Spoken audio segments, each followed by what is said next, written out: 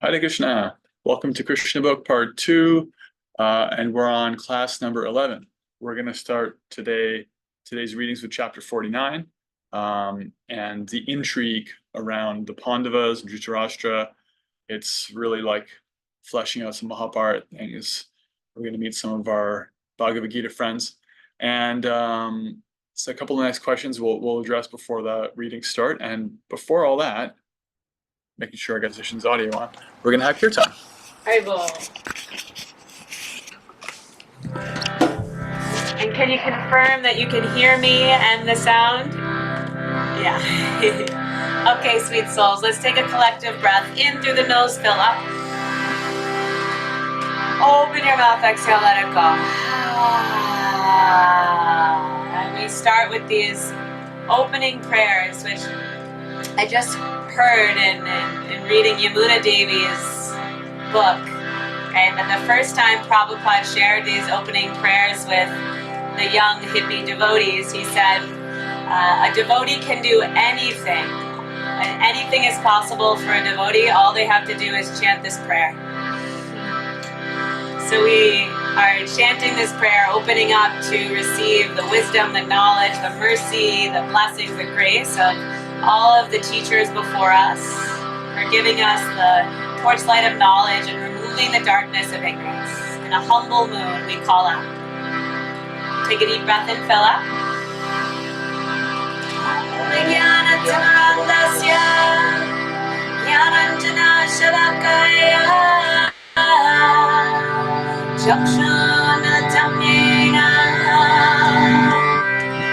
Tasmai Shri Gurave Namah Vanchakopatrubhyascha Kripa Sindhu Devacha Patitanam Pavanebhyo Namo Namah Jaya Shri Krishna Chaitanya Prabhu Nityananda Shri Advaita Shri Vasare Gaura Bhakta Vrinda Hare Krishna Krishna Krishna Hare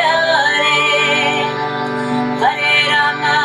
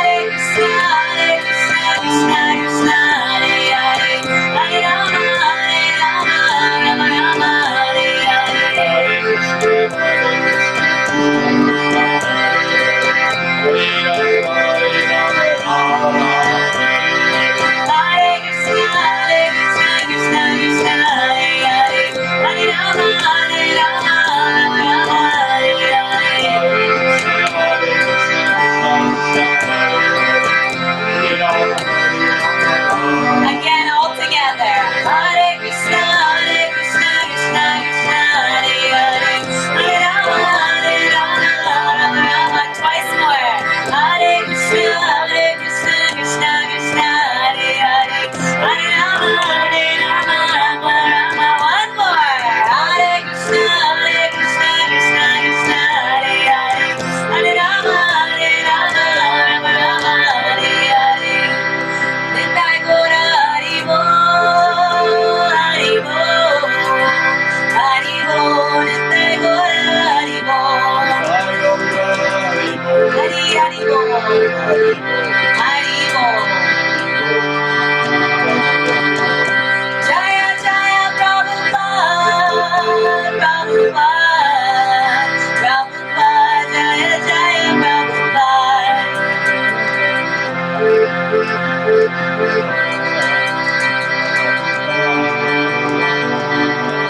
Jaya Jaya Gurudev, Gurudev, Gurudev.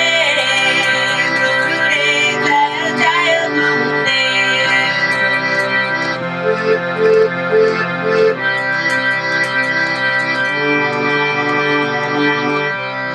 Shri Shri Krishna Bhagavan ki, Shri Shri Chaitanya Mahaprabhu ki, Shri Shri Radha Govinda ki, Harinam Sankirtan ki, Janmashtami week ki, Srila Prabhupada's appearance day week ki, Brahma Bhakti Asanga and Beyond ki, Shastra Study Group ki, Hari Hari Bol.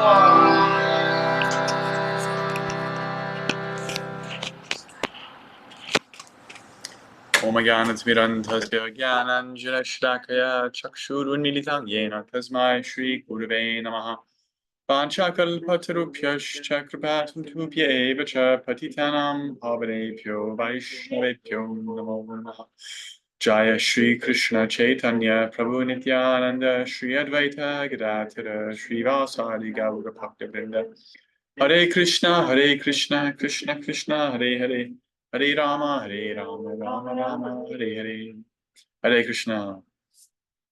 All right, we had some nice questions in the chat, so I'm going to address the two questions now, and then we can take more reflections. Anything that stood out. There's a lot of nice reflections here. So Rini, you were mentioning in your comment. So Akrura was visited by Krishna, and he's offering prayers. He's saying, his home is in this moment is most auspicious by Krishna's grace only. He says, I can now understand that my home, my wife, my children, and my worldly possessions are all bonds to material existence. He's praying to Krishna, please cut the knot of these bonds and save me from this entanglement of false society, friendship, and love. And so your comment was, I struggled to totally understand this last statement, like, i.e., please cut the knot and save me from this entanglement. Maybe you can help me better understand this. Yeah, so we find Kunti has the same prayer in Canto 1, Chapter 8. This is a common prayer. The idea is that from his liberated position, because Akrura is actually not a conditioned soul, he's actually not like me. He is an eternal associate of Krishna. And with his divine vision, he's seeing how the living entities in human bodies basically identify themselves according to their circumstances. I belong to this family. I have this last name. I have this skin color. I have this income bracket. These are my people, and those are other people. And these are my people, and like that, who think like me. And it could be based on family. It could be based on, my political group. It could be based on language. It could be based on race or ethnicity or sexual orientation or anything. And it's all external to the soul, because the idea is that all those different kinds of designations They exist. They're part of life, and we also have like duties and responsibilities around them. We do have special responsibility and special love for our family. That's normal. However, the conditioned soul actually thinks they are that, and they invest their sense of self completely in that. And because of that false investment of their identity, they're more and more blinded to their spiritual identity. They actually don't recognize that it's not just like me and my people and other people. We're all connected. And it's possible to have that spiritual realization, and still be completely responsible and loving and caring to one's family. It's not that it's like Akrura is saying, I don't want to have a family anymore. I don't want to care about them anymore. He's not saying that. He's speaking humbly as if he's a conditioned soul, saying, actually, I can see that this kind of false connection, the misunderstanding, is just a symptom of my like having blinders on and not really seeing my relationship with you. So please let me not be intoxicated by this kind of false identity, right? Ever been around somebody who's like falling in love? You know, there's a kind of intoxication there. You know, there's like a lot of poems and movies and books have been written, and it's like it's a beautiful thing, and it's also basically like kind of just a trip. They're kind of tripping out, and as one's love matures, it stops being so fairy tale and like trippy and intoxicated. So similarly, it's entirely possible to have a mature, realized love that includes family and friends, but isn't based on the intoxication of false allure or false identification. It's like, you know, you can see how somebody is ultimately belonging to Krishna, and they've also taken birth in your family. And your responsibility to them, your special service to them, is to love them the way that Krishna wants them to be loved. And that's like something only a mother or father or brother or sister, whatever your role is, can do. And you do that, but that realized mature love is not like, you know, seeing them as like, oh, they're mine, they belong to me. You know, there's a difference. So Akrura is asking for that intoxication, that misunderstanding, to be removed. He's not saying like, I need to go and take sannyas and be like a renunciate, live in the woods. He's not exactly saying that. Does that help? Great. Okay. And then Pam had one. Pam here yet? Oh, great. Perfect timing. Yeah, so Krishna's reciprocating with Akrura, and you're saying that Krishna was so pleased with Akrura's offerings that he considered him his superior, and stated that, quote, anyone who desires good fortune must offer obeisances unto personalities like you, Akrura, and that also that he, Krishna, could immediately fulfill the desires of his devotees. I don't really understand what Krishna meant by this. Can you elaborate on your question? Like there's kind of two things that you're quoting from Krishna, but since we have you, maybe you can help me understand exactly what your question is. Yes, hi. Thanks Hi. for waiting for me or getting to this point. Let me think about I know it was this the second quote that where Krishna was telling him that he, because he was so dedicated or because of what he had done, what Akrura had done and the prayers and everything, that he would always worship and look up to him, and that others that other people should worship him. So it said a saintly person as a devotee is free to offer benedictions to everyone, whereas the demigods can offer benedictions only after being worshipped. Right.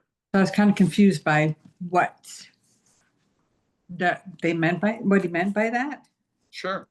So there's a couple things. One is that in the context of Krishna's Leela, his pastimes with Akrura, Akrura is actually his elder.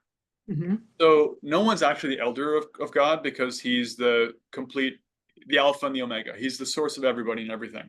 And yet he appears in his pastimes, and he has a father and mother. He has actually two sets of fathers and mothers. He has elders, he has grandparents. Akrura is older than him. And befitting somebody who's appreciating and operating with like etiquette, which Krishna always does, although he has equal love for everybody, he still operates as if he's a junior towards people like Akrura, and as an equal with equals like Arjuna, and as a senior to juniors. So there's that side of things. So he's saying like, actually, you're offering me all these prayers, but I just see myself as like your nephew. You're like my uncle. So that's one. But the other thing, which touches on what you're saying about how, Krishna is saying, actually, I think you're better than a demigod. So the other aspect of what Krishna is doing here is he's glorifying the position of a devotee. And Akrura is a pure devotee. He's a liberated soul. He's not like an aspiring devotee. He's actually a completely liberated eternal associate of Krishna. And he's saying, Krishna is saying, basically, although I'm God, I worship my own devotee. I consider them to be the best. That's Krishna's nature. He actually considers somebody who serves him and dedicates himself to him to be better than him, better than his own self. He says so in many places, all over the Bhagavatam, in many, many places. That's his nature. And he's ready to give himself to such a person. So Krishna is showing like the relationship is not just one-sided, where Akrura or Arjuna or the gopis are like completely like overwhelmed by him and love him, and he's just taking it. He's overwhelmed by his devotees. He's like so grateful for Akrura's dedication to him. And he's also saying, on a note for all of us, that the association of somebody like Akrura, or for that matter, any of the other devotees I listed, is incredibly purifying and such a great benediction. Because by that kind of association, one can very quickly start to realize the goal of life and become purified, qualified enough to actually practice it, to actually develop a relationship with God. That is, the association of a devotee who has a living relationship with God really changes the heart in a very, very quick way. Whereas, as is said in different places, like going, even says it here, one can take advantage of a place of pilgrimage only after going there. And only after some time. Like if you go to the Ganges River or you go to this holy temple or that site, there's a way in which it can purify you, but only by proximity, only eventually, and only in certain ways. Whereas a devotee's association, even for a very brief amount of time, can open one's eyes to the possibilities of life. So Krishna is saying like, better than being with me, better than being with my own, holy places, is to be with my devotee. That's actually the greatest blessing anybody can have. And some people will worship, in traditional Vedic culture, they may worship demigods, because demigods, according to the system of worship, you may get some material benediction. So Krishna is actually criticizing such a thing. He's saying like, worshiping a devotee is better than worshiping a demigod, because he says here, people worship the demigods when in need of some sense gratification. Yeah.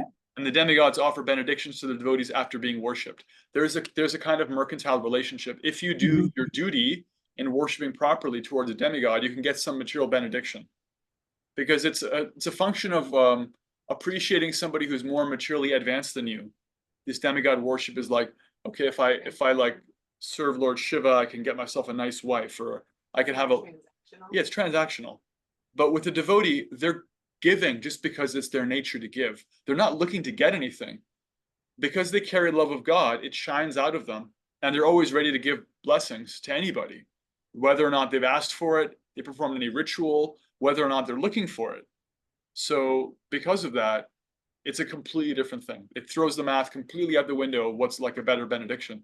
So we see someone like Srila Prabhupada who starts a movement based only on goodwill, not asking anything from anybody. And because of his existing living relationship with Krishna, people's hearts are completely turned. So Krishna is glorifying such devotees that they can actually do that.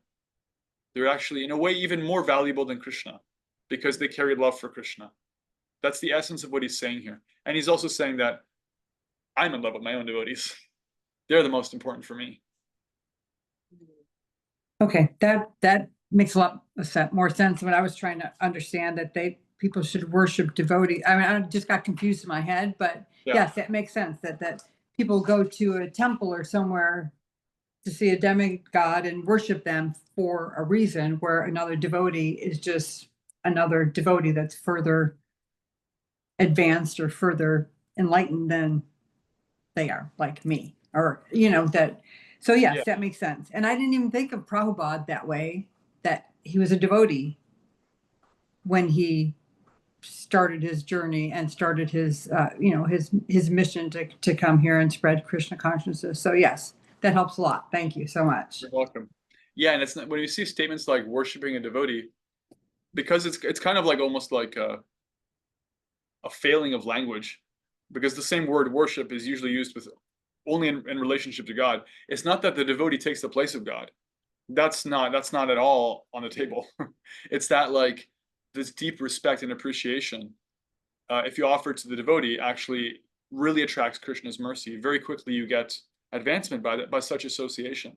You know, even somebody who is like very from a very difficult material situation, by very quickly by having some appreciation for someone like Srila Prabhupada, such a person can very, very quickly become an advanced devotee. We can see in just a few days, months, years, their intelligence opens up, their heart softens, all because they had some sense of like, I don't know who this Swami is, but I like him, you know? And then they try and do some service, and next thing they know, like they're being swept away in the ocean of love of God. Yeah. All right, thank you. Thank you. Yeah, any more reflections or questions or comments on what we read, Nancy? I was just going to comment on what Pamela brought up, just the idea Yeah. that, you know, although when I pray, I'm seeking answers. Sometimes I think Krishna is speaking to me, but when I talk to a devotee, I sometimes have a deeper insight, because I get that knowledge too, verbally and so that it's you know, that being able to in one-on-one have my questions answered, have things come up, like, so I understood, you know, worshiping the devotee is so important, in that the devotee can help me and to understand things so much, like yourself, just answering our questions and helping in that way, that all of a sudden, you know, it gives me more than just seeing necessarily something on the altar, you know. Yeah. I'm happy to help. I echo that. Like I'm hosting these talks and readings because that association that I'm giving is also what I've received, and it's just the process. It's like that for everybody. We all get so much from the association of somebody with a little more experience, or even our peers, I was or going even to say, from all of us, yeah, all the feedback that everybody's been giving, because usually I absolutely. sit there and think, oh, that was really good. I wish I'd said that. Oh, I like that too. I'm just going to put heart there. You know, because I'm getting so much from everybody's insights Yeah, and the discussions, because, you know, there are things that maybe I wouldn't have thought of, but now that I hear about it, it's like, oh, all right, let me go deeper. So, yeah. yeah, Thanks. and that's why I'm always eager to churn the nectar of everybody's realizations. Sometimes there's this phenomenon where I don't know if you all feel like this. I feel like it myself. Like you hear or you read together, and then there's a call for like any reflections, and I'm thinking like, what I'm thinking of is so like elementary and hackneyed. If I say like everyone's already thinking that, and here's the thing, everybody nodded right now. Like everybody nodded. Everyone's always thinking that. So if you just share your heart, whether or not you're a good speaker, whether or not you know how to put it in words, or it sounds like it's new, or it sounds like it's just the same old, it's actually really powerful for everybody. Because when somebody speaks, it shares the abstract truth of what they're trying to express, but also it includes them. And that's something that no one else can do, right? No one else, I can't be Nancy or Tanya or Samantha. I can't be anybody else. I could just be me. And you guys can't be me either. And so we're always like receiving novel and fresh inspiration from each other. So yeah, that's why these sanghas are so nice. One thing I'd like to reflect on is it back in 47, chapter 47, which was so much about the gopis. And I just find it really interesting that, you know, the gopis are portrayed as, you know, just simple cowherd girls. They're just, you know, simple. And it seems like some of their, you know, their attitude and everything is, you know, silly or childlike, you know, innocent and pure, but bordering, especially from our material, you know, conditioned minds right now, you know, obsessive and silly, right? But a few chapters back, I forget how far back, but you know, we learned that the gopis are there because in past lives they were, you know, really auspicious, you know, entities or beings or whatever, and they they're there for a reason.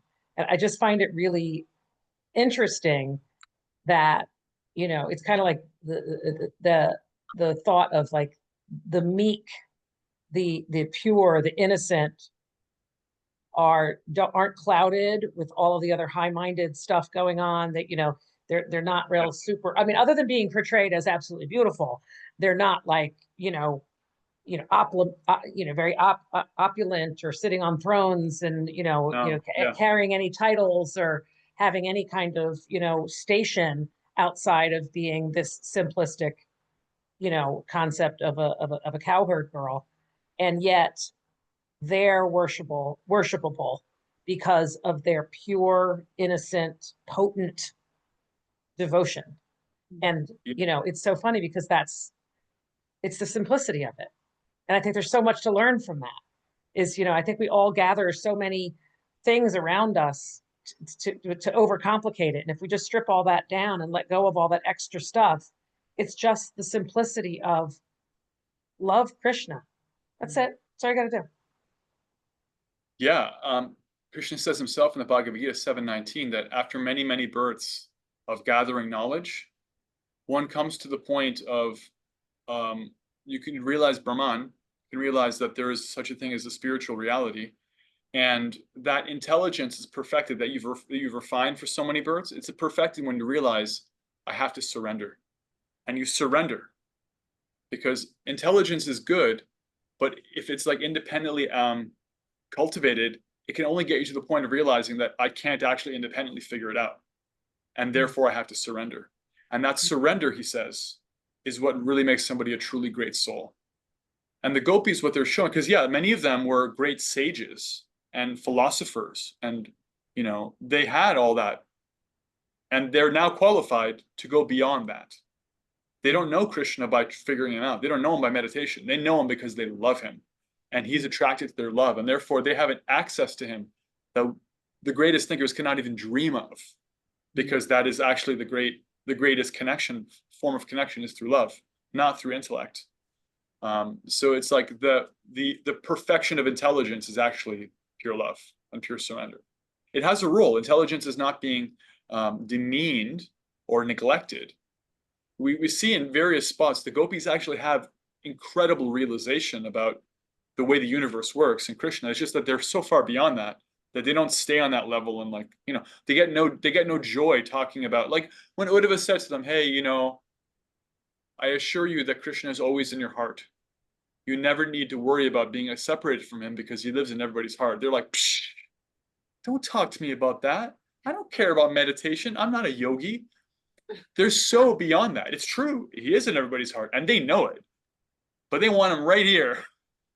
They want his arms around them. They want a whole other thing. They're way beyond that.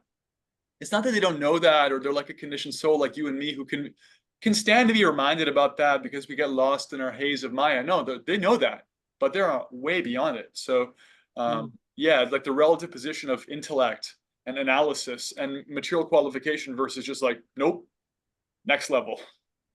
That's the gopis, or really anybody in Vrindavan, but particularly the gopis. Rini. Speaking of intellect, I wasn't going to bring it up, but now that we're talking about it, 356, the end of the page, and the top of 357 in chapter 48, it went into like the living entity and the parts and parcels, I think is what elements. Let's see, what was it? The part and parcel living entity. I really just was kind of lost. I was just doing question marks, and no, but I couldn't even like write the question because I just didn't get it all the way.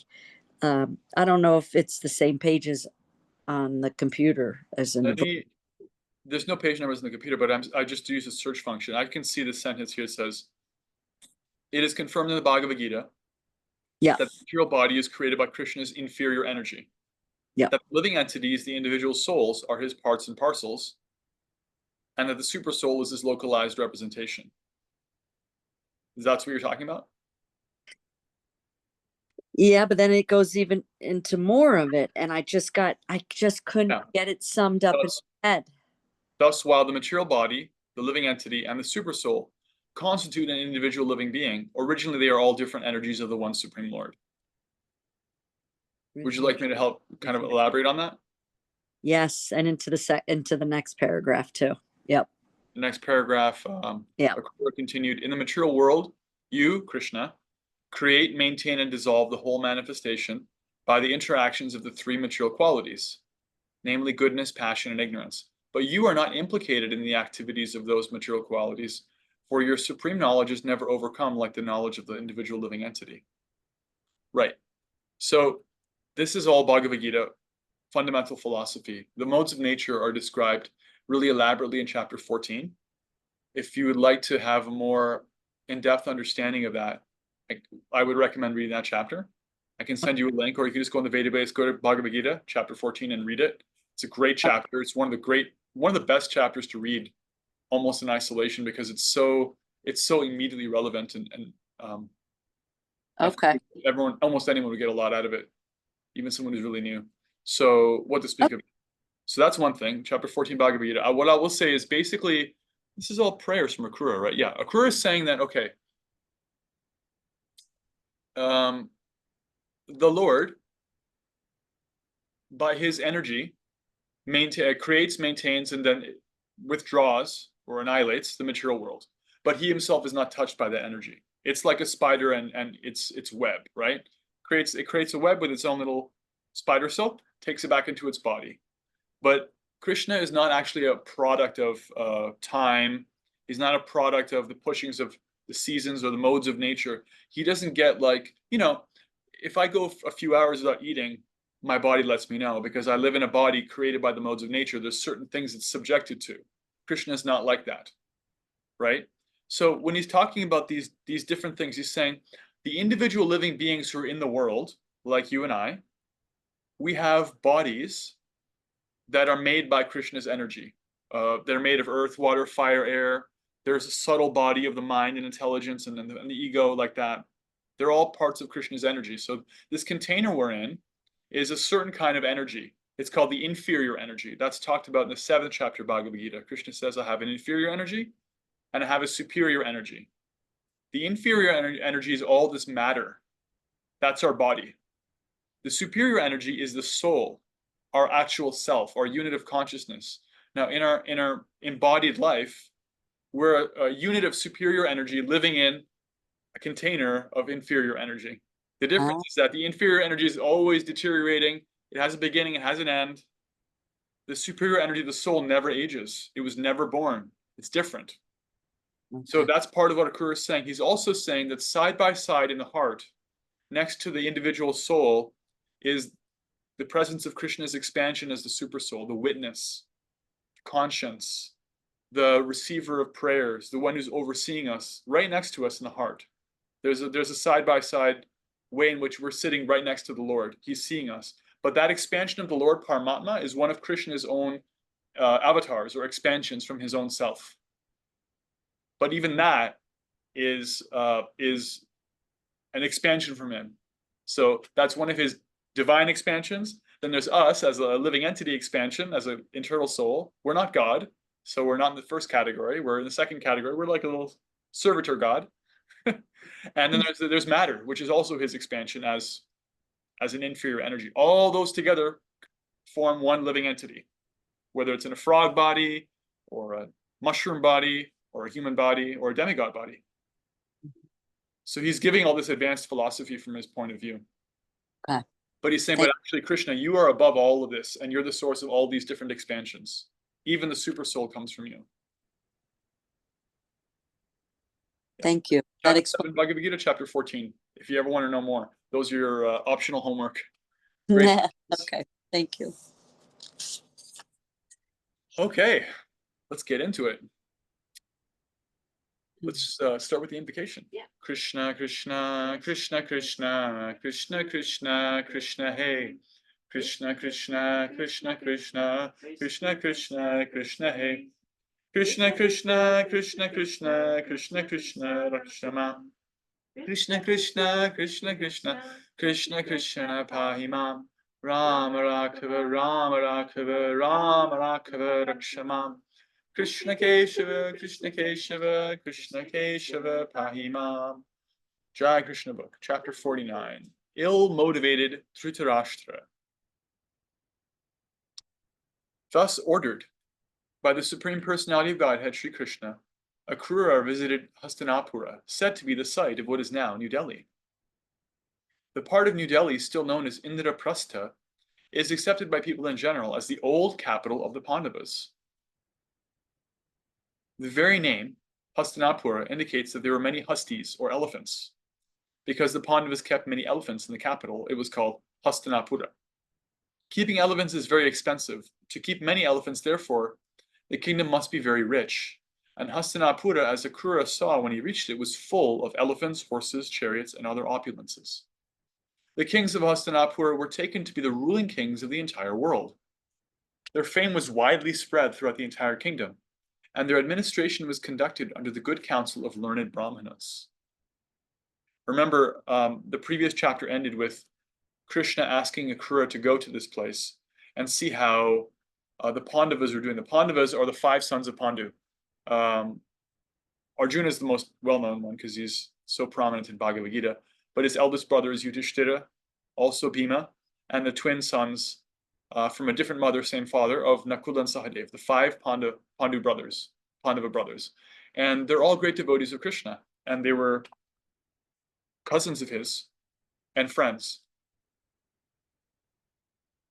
However, Krishna suspected that their uncle, who was raising them because their father had passed away untimely, their uncle Dhritarashtra, Krishna said, I don't think he's actually treating them properly and I'm worried for them, so please check. That's kind of the background here, so let's see how it's going. Since he was deputed, after seeing the very opulent capital city, Akrura met King Dhritarashtra. He also saw grandfather Bhishma sitting with him. After meeting them, he went to see Vidura and then Kunti, Akrura's cousin. Kunti is the mother of the 5 Pandavas. One after another, he saw King Bahlika and his son Somadatta, Dronacharya, Kripacharya, Karna, and Suyotana. Suyotana is another name for Duryodhana. Duryodhana is like one of the names of, it's one of Dhritarashtra's sons. Dhritarashtra is this uncle. And his nephews are all the Pandavas, but his own son, his favorite son, is this Duryodhana. Then he saw the son of Dronacharya, Ashvatthama, as well as the 5 Pandava brothers and other friends and relatives living in the city. All those who met Akrura, known also as the son of Gandhini, were very much pleased to receive him and inquire about the welfare of their respective relatives. He was offered a good seat at his receptions, and he in turn inquired all about the welfare and activities of his relatives. Since he was deputed by Lord Krishna to visit Hastinapur, it is understood that he was very intelligent in studying a diplomatic situation. Dhritarashtra was unlawfully occupying the throne after the death of King Pandu, despite the presence of Pandu's sons. Akrura could understand very well that ill-motivated Dhritarashtra was much inclined in favor of his own sons. In fact, Dhritarashtra had already usurped the kingdom and was now intriguing to dispose of the 5 Pandava brothers. Akrura knew that all the sons of Dhritarashtra, headed by Duryodhana, were very crooked politicians. Dhritarashtra did not act in accordance with the good instructions given by Bhishma and Vidura. Bhishma and Vidura are 2 elders in the family. Vidura is actually one of Dhritarashtra's brothers, but because Vidura was from considered a lower birth because his mother was like a simple maid, same father, different mother, he was given less respect in the family. Bhishma is a great devotee and he was a great general, incredibly powerful warrior. His story is given elaborately in the Bhagavad Gita, in the Mahabharata. Both of them gave excellent advice to Dhritarashtra. He refused to listen to them. Instead, he was being conducted by the ill instructions of such persons as Karna and Shakuni. Akrura decided to stay in Hastinapur for a few months to study the whole political situation. So a little bit of an aside, but related. You remember, Rini, earlier, your question about family identification and, why is Akrura asking for this identification to be cut? And I was explaining, he's not saying I don't want to be connected to my family. He wants the illusion of false understanding or false identification to be cut. Dhritarashtra is really a great emblem for this kind of misidentification. The first verse of the Bhagavad Gita is Dhritarashtra speaking to his servant, Sanjay, and Sanjay had a special power given to him by Vyasadeva. Sanjay had the ability to picture things that he was not in the room for. He could see by distance. Before the invention of satellite TV, he could see what was happening in the battlefield from a long way away. He's in the temple with his king, Dhritarashtra, but he could see the whole battle. So Dhritarashtra said to him, Mamakav Pandavaschaiva Kimakurvata Sanjaya. Sanjaya, what happened? What is happening between my sons and the sons of Pandu? He immediately draws a distinction. He doesn't see that they're all like a family even. He sees there's my sons and there's the sons of my brother. And he's an example of somebody who draws a line somewhere and says, these are my people, those are not my people. Dhritarashtra knew that the sons of Pandu, his nephews, were not only like on paper, theoretically, in abstract, the appropriate rulers, they were also actually completely qualified to rule. And they were far better at it than Dhritarashtra's own sons. He knew that. He didn't care because it's my family. I want my sons up there. So he was blinded by that, right? It's like the theme to so many Shakespearean tragedies or movies or this, like, you know, I want my son, I want my daughter, I want my wife, I want my husband to succeed. It's like, that's like Macbeth, you know, that's like, all of that is just material identification. So that discussion we're having, Dhritarashtra is an emblem of that material disease of, I don't care. I don't care if it's right or wrong. I want my guys to win, right? So that's what's happening here. And Krishna knows it, so he sent Akrura. Gradually, Akrura learned from Kunti and Vidura that the sons of Dhritarashtra were intolerant and envious of the 5 Pandava brothers because of their extraordinary learning in military science and their greatly developed bodily strength. The Pandavas acted as truly chivalrous heroes, exhibited all the good qualities of Kshatriyas. A Kshatriya is somebody who is qualified to lead, an administrator, a warrior, a leader. And were very responsible princes, always thinking of the welfare of the citizens. Akrura also learned that the envious sons of Dhritarashtra had tried to kill the Pandavas by poisoning them.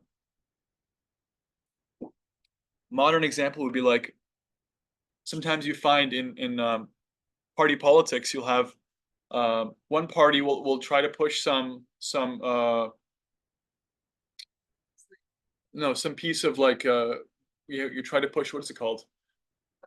No, we have like this in the House of legislation, right? Legislation, yeah. Yeah. Somebody says, okay, if you're in party A, we want you to support this legislation. And then if you're in party B, you'll just automatically fight against the legislation. But practically nobody's thinking about what's actually good for the people. Is this actually a good idea or not? You know, partisan politics means my guy says this has got to get passed, I vote for it, even if I know in my heart this is an atrocious idea, right? That's party politics. It's a problem. People are supposed to actually have a conscience. And so Dhritarashtra, or somebody in material identification, votes against their conscience. They vote against what's actually right and appropriate because they have some stake in the game. They can stake in gain financially, their people, their family, or whatever is going to be profiting, whatever the thing is. It's always, so you see, this is what's happening here. The sons of Dhritarashtra, they didn't care about the people. They didn't care about the fact that the 5 Pandavas were actually better than them and would make great rulers. They just wanted to kill them so they could take the throne. Akrura happened to be one of the cousins of Kunti. Kunti is the mother of these 5 Pandavas. Therefore, after meeting him, she began to inquire about her paternal relatives. Thinking of her birthplace and beginning to cry, she asked Akrura whether her father, mother, brothers and sisters and other friends at home still remembered her. She especially inquired about Krishna and Balaram, her glorious nephews. She says, does Krishna, the Supreme Personality of Godhead, who is very affectionate to his devotees, remember my sons? Does Balaram remember us? Inside herself, Kunti felt like a she-deer in the midst of tigers, and actually her position was like that. After the death of her husband, King Pandu, she was supposed to take care of the 5 Pandava children, but the sons of Dhritarashtra were always planning to kill them. She was certainly living like a poor innocent animal in the midst of several tigers. Being a devotee of Lord Krishna, she always thought of him and expected that one day Krishna would come and save them from their dangerous position. She inquired from Akrura whether Krishna proposed to come to advise the fatherless Pandavas how to get free of the intrigues of Dhritarashtra and his sons. Talking with Akrura about all these affairs, she felt herself helpless and exclaimed, my dear Krishna, you are the supreme mystic, the super soul of the universe. You are the real well-wisher of the whole universe. My dear Govinda, at this time you are far away from me. Yet I pray to surrender unto your lotus feet. I am now grief-stricken with my 5 fatherless sons. I can fully understand that, but for your lotus feet there is no shelter or protection. Your lotus feet can deliver all aggrieved souls because you are the supreme personality of Godhead. One can be safe from the clutches of repeated birth and death only by your mercy. My dear Krishna, you are the supreme pure one, the super soul and the master of all yogis. What can I say? I can simply offer my respectful obeisances unto you. Accept me as your fully surrendered devotee. Although Krishna was not present before her, Kunti offered her prayers to him as if she were in his presence, face to face. This is possible for anyone following the footsteps of Kunti. Krishna does not have to be physically present everywhere. He is actually present everywhere by spiritual potency, and one simply has to surrender unto him sincerely. When Kunti was offering her prayers very feelingly to Krishna, she could not check herself and began to cry loudly before Akrura. Vidura was also present, and both Akrura and Vidura became very sympathetic to the mother of the Pandavas, and began to solace her by glorifying her 5 sons, namely Yudhishthira, Arjuna, Bhima, Nakula, and Sahadeva. They pacified her, saying that her sons were extraordinarily powerful. She should not be perturbed about them because they were born of great demigods like Yamaraj, Indra, and Vayu. Remember that while she's asking Akrura if Krishna has ever even remembered her or has he forgotten her, Akrura was sent there because Krishna was deliberately thinking about the Pandavas and all of them. Akrura decided to return home and report on the strange circumstances in which he found Kunti and her 5 sons. He first wanted to give good advice to Dhritarashtra, who was so favorably inclined toward his own sons and unfavorably inclined toward the Pandavas. When King Dhritarashtra was sitting among friends and relatives, Akrura began to address him, calling him Vaichitravirya. Vaichitravirya means the son of Vichitravirya. Vichitravirya was the name of Dhritarashtra's father. But Dhritarashtra was actually the begotten son not of Vichitravirya but of Vyasadeva. Formerly, it was the system that if a man was unable to beget a child, his brother could beget a child in the womb of his wife. Devarena sutotpatihi. That system is now forbidden in this age of Kali. Akrura called Dhritarashtra Vaichitravirya sarcastically because he was not actually begotten by his father. He was the son of Vyasadeva. When a child was begotten in the wife by the husband's brother, the child was claimed by the husband. But of course, the child was not begotten by the husband. This sarcastic remark pointed out that Dhritarashtra was falsely claiming the throne on hereditary grounds. Actually, Pandu had been the rightful king, and in the presence of Pandu's sons, the Pandavas, Dhritarashtra should not have occupied the throne. Akrura said, my dear son of Vichitravirya, you have unlawfully usurped the throne of Pandavas. Anyway, somehow or other, you are now on the throne. Therefore, I beg to advise you to please rule the kingdom on moral and ethical principles. If you do so and try to please your subjects in that way, your name and fame will be perpetual. Akrura hinted that although Dhritarashtra was ill-treating his nephews, the Pandavas, they happened to be his subjects. Even if you treat them not as the owners of the throne, but as your subjects, you should impartially think of their welfare as though they were your own sons. But if you do not follow this principle and act in just the opposite way, you will be unpopular among your subjects, and in the next life you will have to live in a hellish condition. I therefore hope you will treat your sons and the sons of Pandu equally. Akrura hinted that if Dhritarashtra did not treat the Pandavas and his sons as equals, surely there would be a fight between the 2 camps of cousins. Since the Pandavas' cause was just, they would come out victorious, and the sons of Dhritarashtra would be killed. This was a prophecy, told by Akrura to Dhritarashtra. Akrura further advised Dhritarashtra, in this material world, no one can remain an eternal companion to another. Only by chance do we assemble together in a family, society, community, or nation. But at the end, because every one of us has to give up the body, we must be separated. One should not therefore be unnecessarily affectionate toward family members.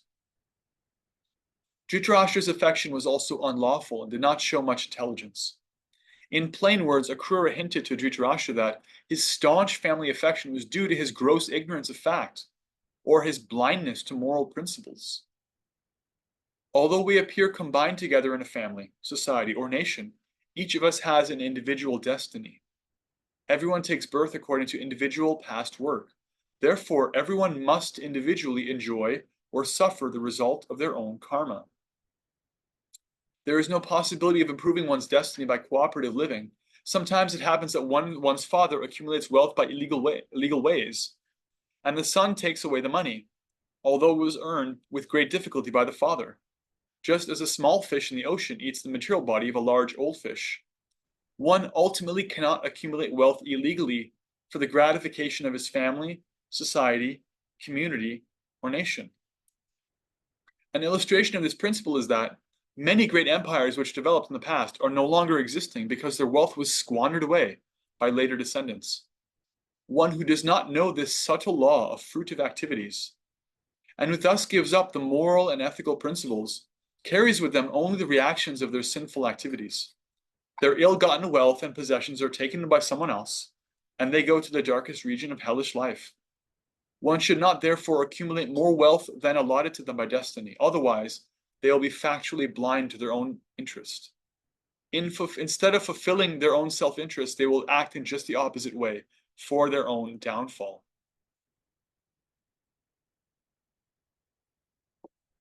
Akrura continued, "My dear Dhritarashtra, I beg to advise you not to be blind to the facts of material existence. Material conditioned life, either in distress or in happiness, is to be accepted as a dream. One should try to bring his mind and senses under control and live peacefully for spiritual advancement in Krishna consciousness." In the Chaitanya Charitamrita, it is said that except for persons in Krishna consciousness, everyone is always disturbed in mind and full of anxiety. Even those trying for liberation or merging into the Brahman effulgence and the yogis who try to achieve perfection in mystic power cannot have peace of mind. Pure devotees of Krishna have no demands to make of Krishna. They are simply satisfied with service to him. Actual peace and mental tranquility can be attained only in perfect Krishna consciousness. After hearing these moral instructions from Akrura, Dhritarashtra replied, "My dear Akrura, you are very charitable and give me good instructions, but unfortunately I cannot accept them. A person destined to die does not utilize the effects of nectar, although it may be administered to him. I can understand that your instructions are valuable. Unfortunately, they do not stay in my flickering mind. Just as the glittering lightning in the sky does not stay fixed in a cloud, I can understand only that no one can stop the onward progress of the Supreme Will. I understand that the Supreme Personality of Godhead, Krishna, has appeared in the family of the Yadus to decrease the burdensome load on this earth." Basically, he's saying, I know, but I don't care.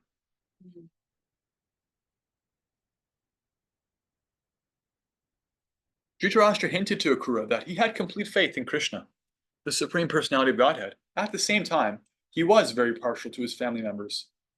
In the very near future, Krishna would vanquish all the members of his family, and in a helpless condition, Dhritarashtra would take shelter of Krishna's lotus feet.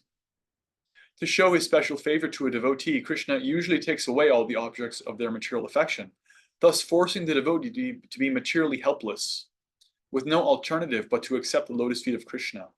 This actually happened to Dhritarashtra after the end of the Battle of Kurukshetra. Dhritarashtra could realize two opposing factors acting before him. He could understand that Krishna was there to remove all the unnecessary burdens of the world.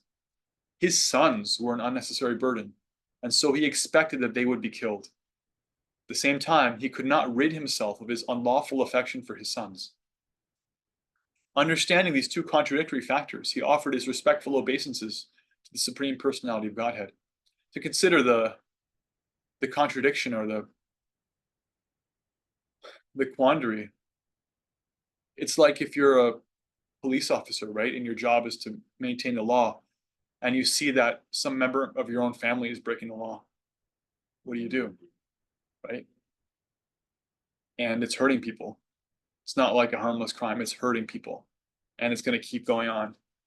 Dhritarashtra knew that what they were doing and who they were. He mean raised his own sons. He's actually responsible for their mentality being the way it is. He saw if they take the throne, it's not going to be good for anybody. But still, he chose them.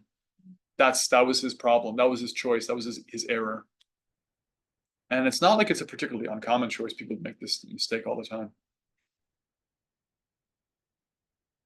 Understanding these two contradictory factors, he offered his respectful obeisances to the Supreme Personality of Godhead. The contradictory ways of material existence are very difficult to understand. They can be taken only as the inconceivable execution of the plan of the Supreme, who by his inconceivable energy creates this material world and enters into it and sets into motion the three modes of nature. When everything is created, he enters into each and every living entity and into the smallest atom. No one can understand the incalculable plans of the Supreme Lord. He's almost kind of like rejecting his own agency. He's almost like, what can I do? God made me the way I am. I love my sons. I guess he's got a plan. I can't help it. He's kind of like avoiding responsibility, you know? He knows what's the right thing to do, but he refuses to do it. And he refuses to take responsibility for the fact that he refuses to do it. After hearing this statement, Akrura could clearly understand that Dhritarashtra was not going to change his policy of discriminating against the Pandavas in favor of his sons. He at once took leave of his friends in Hastinapur and returned to his home in the kingdom of the Yadus. After returning home, he vividly informed Lord Krishna and Balaram of the actual situation in Hastinapur and the intentions of Dhritarashtra. Akrura was sent to Hastinapur by Krishna to study these, and by the grace of the Lord, he was successful. Thus ends the Bhaktivedanta purport of the 49th chapter of Krishna, ill-motivated Dhritarashtra.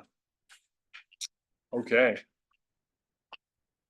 Do we have any questions, comments, or reflections?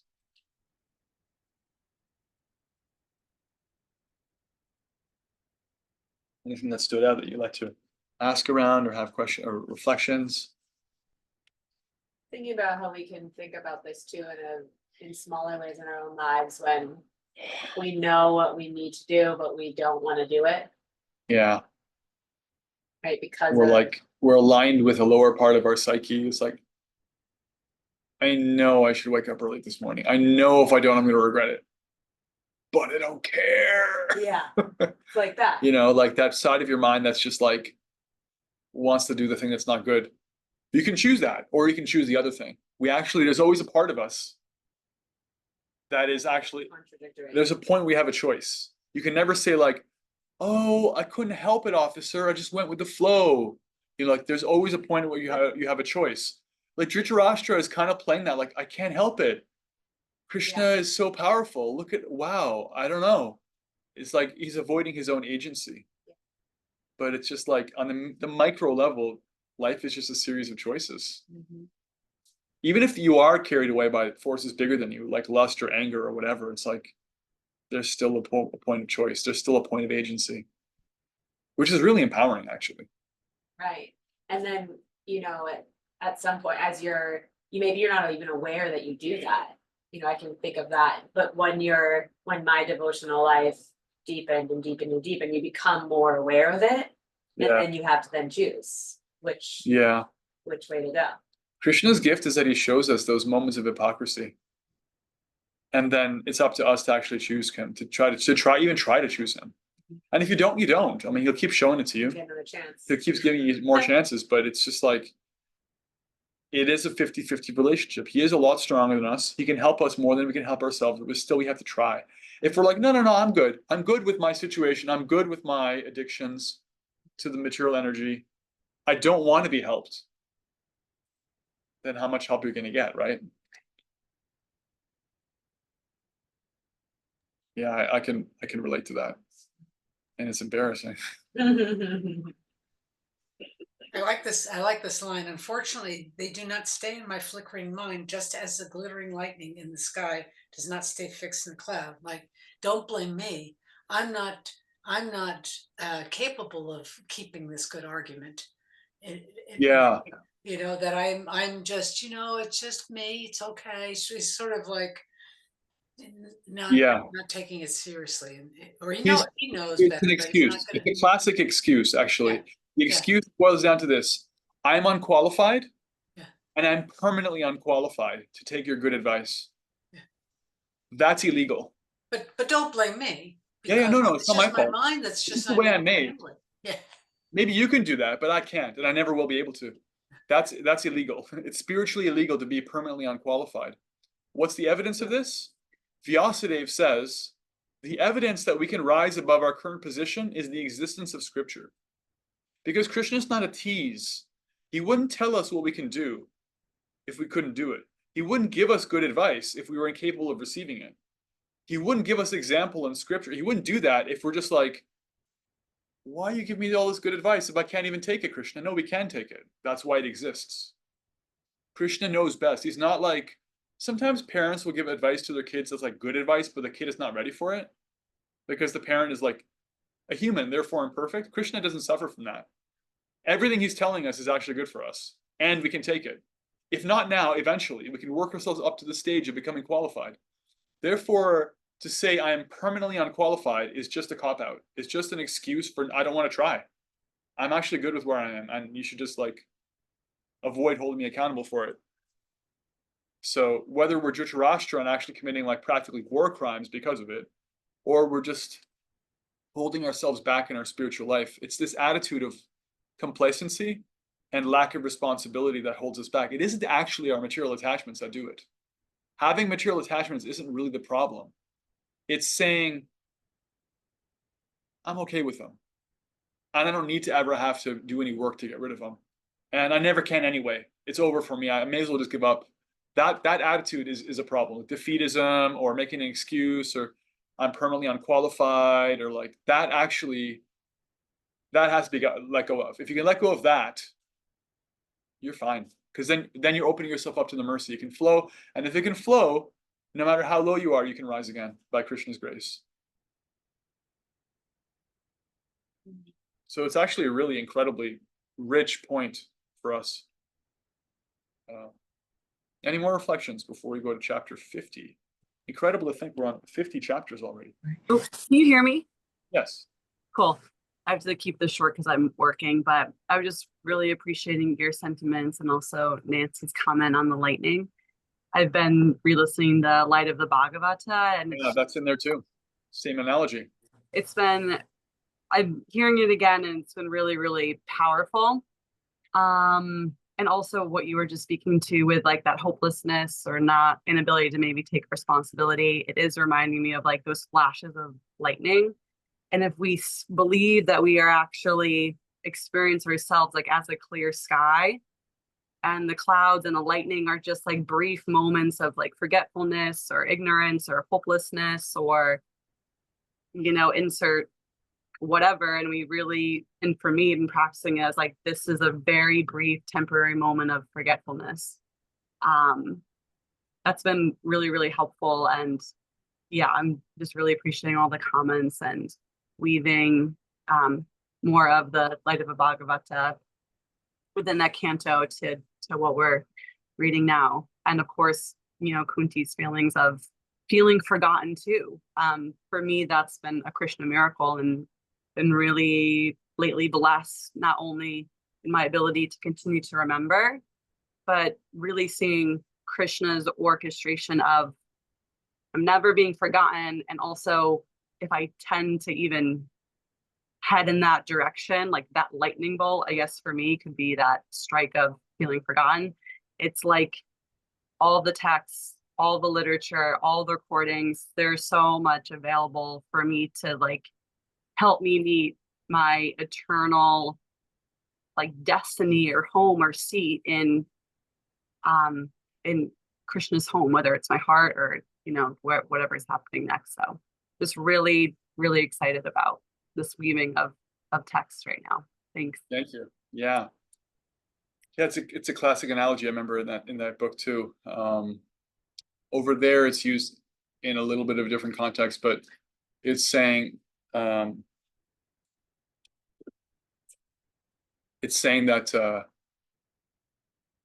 just like the lightning doesn't settle on a cloud and flickers from cloud to cloud, the mind of a fickle person may jump around from their own loyal wife or husband to another partner because of their like flickering mind, and how that creates problems.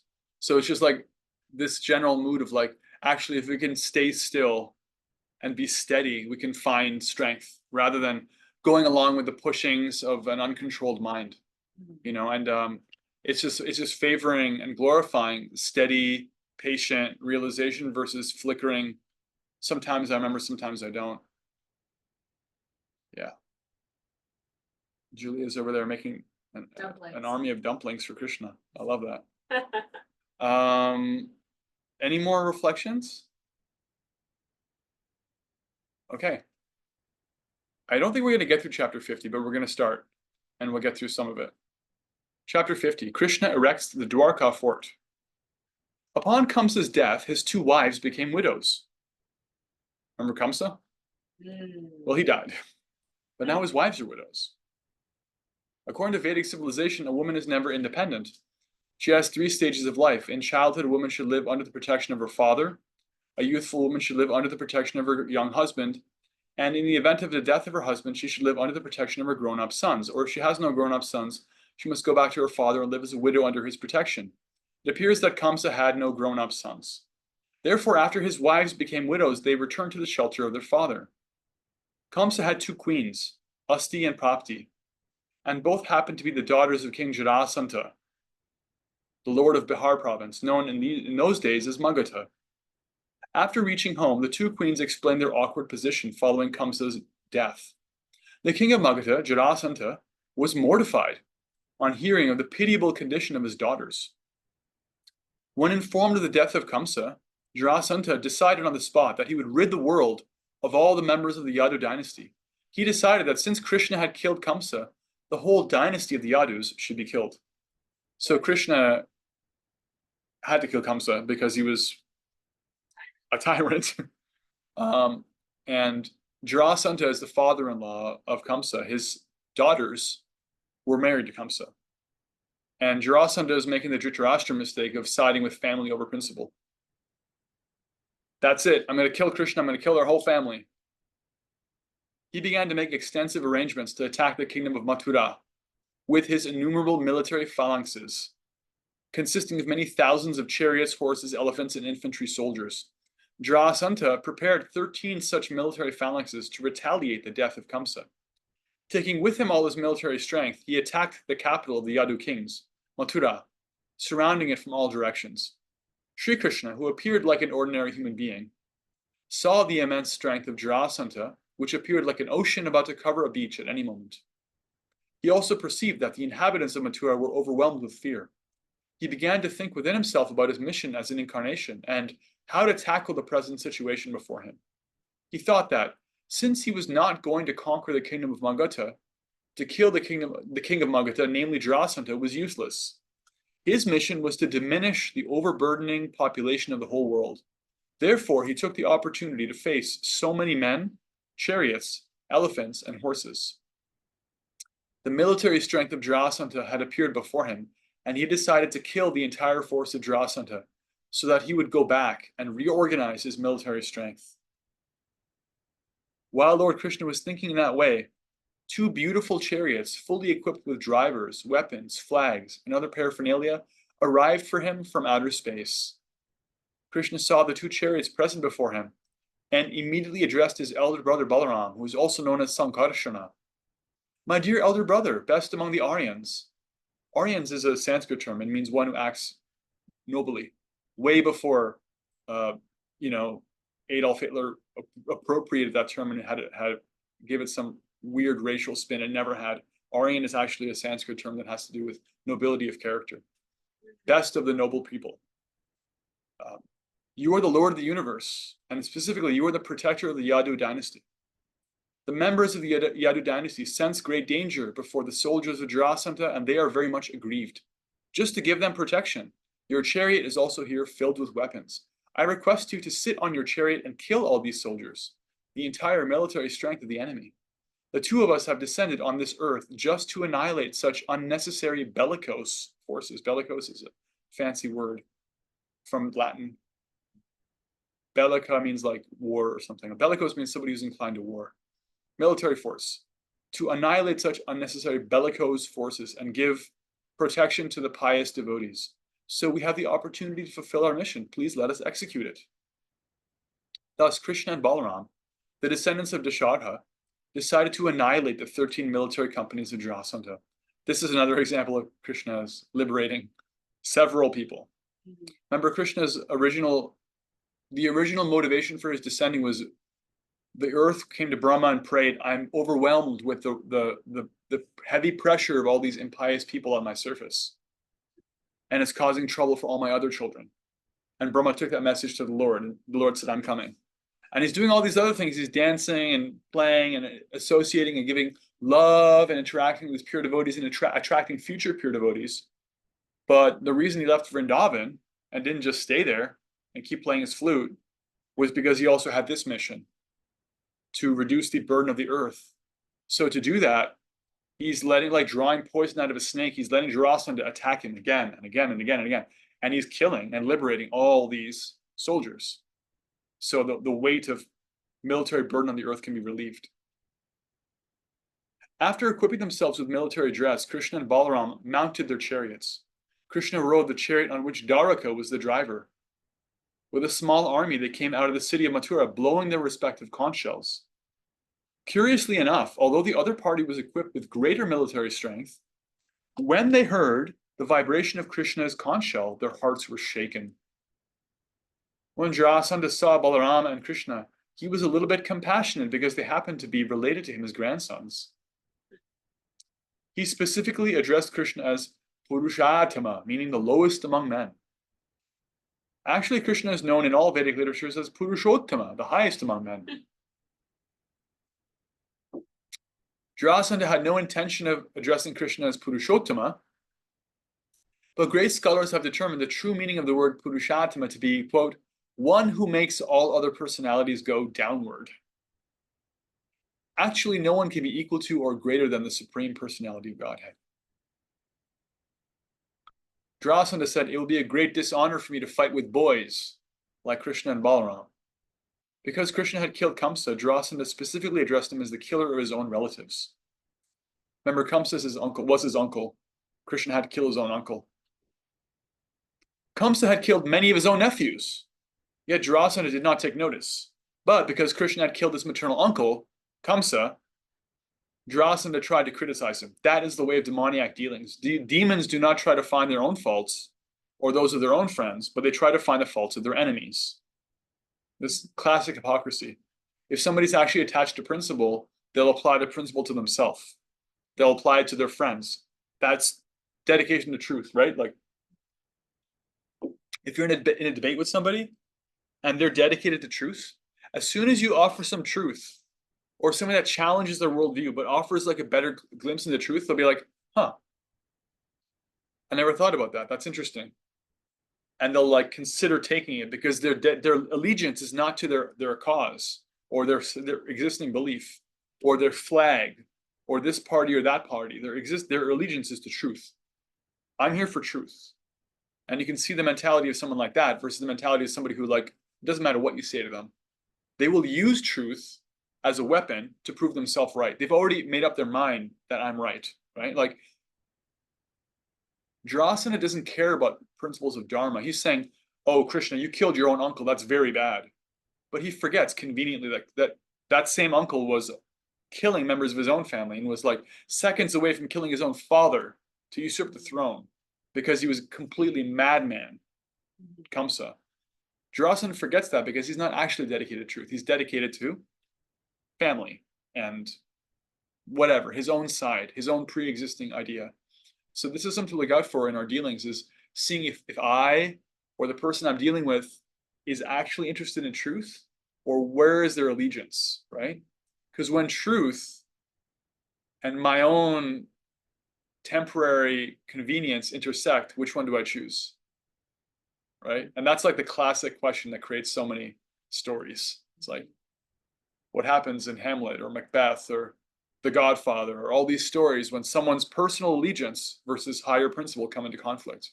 That's when you see what people are made of. Do they align with higher purpose, or do they just say, nah, I'm going to go this way. And then they become hypocrites. Jarasandha also criticized Krishna for not even being a kshatriya. Because he was raised by Maharaj Nanda, Krishna was not a kshatriya, but a vaishya. Vaishyas are farmers. Like Nanda Maharaj's family, they're all farmers, right? So Jarasandha is saying, like, you're not even really like royalty. You're just like a son of a farmer. Vaishyas are generally called Guptas, and the word Gupta can also be used to mean hidden. So Krishna was both hidden and raised by Nanda Maharaj. Jarasandha accused Krishna of 3 faults: that he killed his own maternal uncle, that he was not even a kshatriya, and that he was hidden in his childhood. And therefore Jarasandha felt ashamed to fight with him. Next, he turned toward Balaram and addressed him. You, Balaram, if you like, you can fight along with him. And if you have patience, then you can wait to be killed by my arrows. Thus you can be promoted to heaven. It is stated in the Bhagavad Gita that a kshatriya can benefit in either of 2 ways while fighting. If a kshatriya gains victory in the fight, they enjoy the results of victory. But even if they are killed, they're promoted to the heavenly kingdom. After hearing Jarasandha speak in that way, Krishna answered, My dear King Jarasandha, heroes do not talk much. Rather, they show their prowess. Because you are talking a great deal, it appears that you are assured of your death in this battle. We do not care to hear you any longer, for it is useless to hear the words of a person who is going to die, or of one who is very distressed. To fight with Krishna, Jarasandha surrounded him from all sides with great military strength. As the sun appears covered by cloudy air and dust, Krishna, the supreme sun, was covered by the military strength of Jarasandha. Krishna's and Balaram's chariots were marked with pictures of Garuda and palm trees, respectively. The women of Mathura all stood on the tops of the houses, palaces, and gates to see the wonderful fight. But when Krishna's chariot was surrounded by Jarasandha's military force and was no longer visible to them, they were so frightened that some of them fainted. Krishna saw himself overwhelmed by the military strength of Jarasandha. His small army of soldiers was being harassed, so he immediately took up his bow named Sharanga. He took his arrows from their quiver, and one after another he set them on the bowstring and shot them toward the enemy. They were so accurate that the elephants, horses, and infantry soldiers of Jarasandha were quickly killed. The incessant arrows shot by Krishna appeared like a whirlwind of blazing fire, killing all the military strength of Jarasandha. As Krishna released his arrows, all the elephants gradually began to fall, their heads severed by the arrows. Similarly, all the horses fell, their necks severed, and the chariots fell also, along with their flags and the fighters and drivers on the chariots. Everyone's getting liberated. Almost all the infantry soldiers fell on the field of battle, their heads, hands, and legs cut off. In this way, many thousands of elephants, horses, and men were killed, and their blood flowed just like the waves of a river. In that river, this is the goriest part of the whole Krishna book. In that river, the severed arms of men appeared like snakes, and their heads like tortoises. The dead bodies of the elephants appeared like small islands, and the dead horses appeared like sharks. By the arrangement of the supreme will, there was a great river of blood filled with paraphernalia. The hands and legs of the infantry soldiers floated just like different kinds of fish. The hair of the soldiers floated like seaweed and moss, and the floating bows of the soldiers resembled waves of the river. And all the jewelry from the bodies of the soldiers and commanders seemed like many pebbles flowing down the river of blood. Lord Balaram, who is also known as Sankarshana, began to fight with his club in such a heroic way that the river of blood created by Krishna overflooded. Cowards became very much afraid upon seeing the ghastly and horrible scene. And heroes began to talk delightedly among themselves about the heroism of the 2 brothers. Although Jarasandha was equipped with a vast ocean of military strength, the fighting of Lord Krishna and Balaram converted the whole situation into a ghastly scene far beyond ordinary fighting. Persons of ordinary merit cannot estimate how it could be possible, but when such activities are accepted as pastimes of the Supreme Personality of Godhead, under whose will everything is possible, then this can be understood. The Supreme Personality of Godhead creates, maintains, and dissolves the cosmic manifestation merely by his will. For him to create such a vast scene of devastation while fighting with an enemy is not so wonderful. And yet, wonderful here means like astonishing. It's not such a strange thing that could be possible. And yet, because Krishna and Balaram were fighting with Jarasandha just like ordinary human beings, the affair appeared wonderful. When all the soldiers of Jarasan had been killed and he was the only one left alive, certainly he was very much depressed. Shri Balaram immediately arrested him with great strength, just as one lion captures another. But while Lord Balaram was binding Jarasandha with the rope of Varuna, and ordinary ropes also, Lord Krishna, with a greater plan in mind for the future, asked Balaram not to arrest him. Krishna then released Jarasandha. As a great fighting hero, Jarasandha was ashamed, and he decided that he would no longer live as a king, but would resign from his position in the royal order and go to the forest to practice meditation under severe austerities and penances. Okay, let's pause here. Krishna Book Ki Jai. In the last couple of minutes, let's take any last reflections or comments, and then we'll create homework assignment, fun homework. What stood out, or what do you want to reflect, or question? Gory river. I was, Yeah, very gory, says Kishori. Very gory. Go ahead, Tanya. sorry, yeah, I was thinking the same thing. And it took me a moment to think about all seemingly innocent animals that were involved in this fight. Like, why would that happen? But then again, you know, he's liberating them all. So it took me a moment to get over that. Yeah.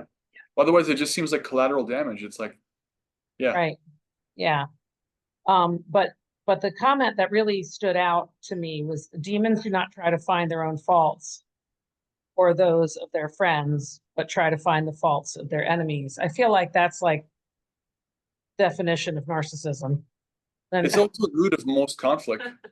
Like, ongoing conflict is based on this. It's like, I fight you because your people killed my parents or whatever. It's like the cycle of, it never has an ending.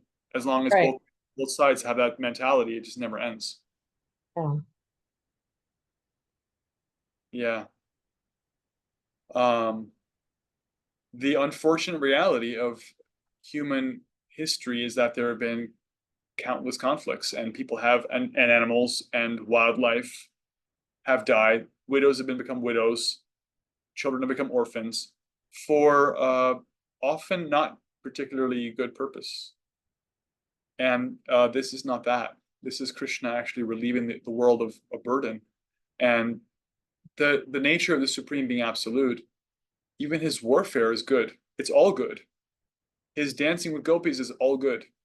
It was good for them. It was good for him. It's good for us to hear about it. His killing the demons, or even they're like horses. These horses have no stake in it. They're not good or bad. They're just horses. What can they know about moral principles? For them, it's also good, because Krishna is in touch with them, and it's good for us to hear about it.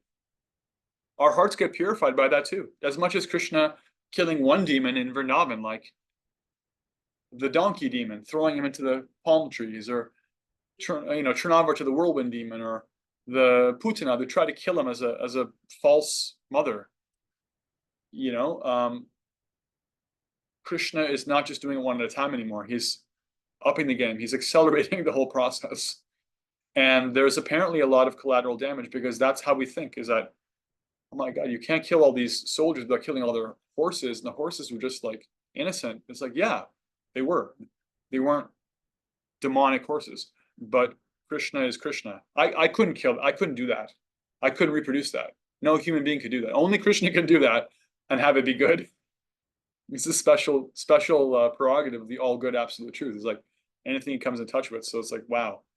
Now he's demonstrating the lila, the rasa, the like emotion and the relationship of being a powerful fighter, a fighter for like, what's the word, like when you're fighting for good.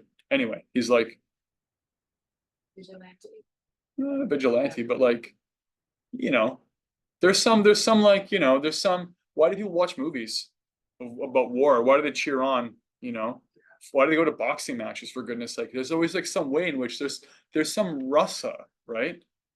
These wrestling matches that aren't even like real sports, or like male soap operas made for men. There's always like a bad guy and a good guy. Why? Because our hearts are attracted to that. It's like we're always cheering for the good guy to win, and like, oh no, the bad guy. Did you see how he betrayed him? He hit him when his back was turned. because our heart is seeking this kind of relationship. Krishna is like in the role now, the supreme good guy, and with his brother and no one else. He's the ultimate underdog here. He's like actually righteous. That's the word I was looking for. He's like a righteous hero, actually taking on insurmountable odds. So it's like the perfection of all those movies and TV shows and wrestling matches, you know, but it's actually good for everybody.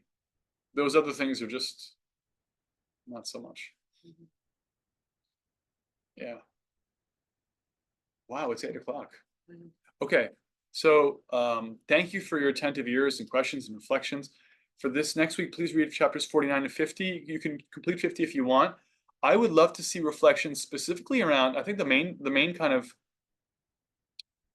item that I thought was really rich was this whole thing about, Dhritarashtra's attachment to his family at the expense of principle, and this whole discussion of like how somebody, demons will reject principles in favor of their own temporary convenience or well-being, or they'll find the faults in others but not the faults in themselves. So maybe reflect on how you've seen that in yourself or in others or in the world, and how it creates conflict, and how that honorable, consistent integrity perspective, where it's like principles over pride, over allegiance, how that solves problems instead of creating them. There's a lot there, so maybe churn the nectar around that, if that makes sense.